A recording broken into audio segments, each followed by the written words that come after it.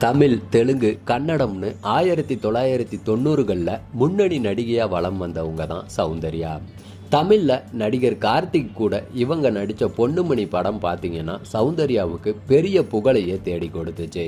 இந்த படத்தை தொடர்ந்து சௌந்தர்யா அருணாச்சலம், படையப்பா, காதலா காதலா, சொக்கத்தங்கம் அப்படின்ட்டு பல வெற்றி படங்களில் நடிச்சிருக்காங்க.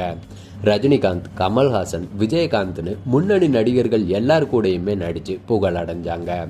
இதே போலதாங்க தெலுங்குலையும் சிரஞ்சீவி, வெங்கடேஷ், நாகார்ஜுனா, பாலகிருஷ்ணா, மோகன் பாபுன்னு எல்லா முன்னணி நடிகர்களோட படத்துலையும் நடிச்சிட்டாங்க.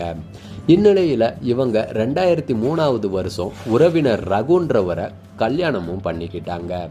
அதுக்கப்புறம் பாரதிய ஜனதா கட்சியில் சேர்ந்துக்கிட்டாங்க.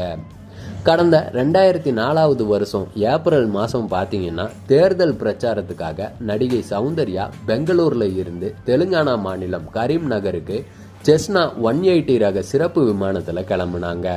அவங்க கூட அவங்களோட சகோதரர் அமர்நாத்தும் இருந்தார்.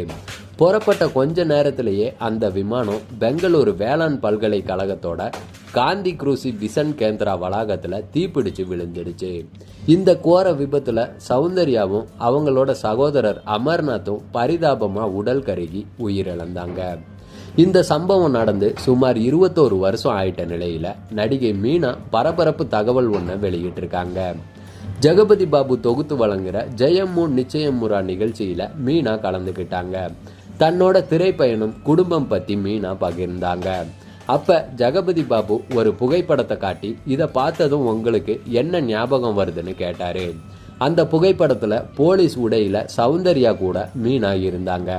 அதை பார்த்ததும் மீனா உருக்கமாக பேசினாங்க. 2004வது வருஷம் நடிகை சௌந்தர்யாவோட உயிரை பறிச்ச ஹெலிகாப்டரில் நானும் போக வேண்டியது இருந்துச்சு.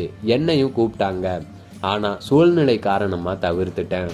என்னையும் கூப்பிட்டாங்க, ஆனால் எனக்கு அரசியல் பிரச்சாரம் பிடிக்காது. அதனால் படப்பிடிப்பு இருக்குன்ட்டு சொல்லி நான் மறுத்துட்டேன்ட்டு பகீரான ஒரு தகவலை பகிர்ந்திருக்காங்க.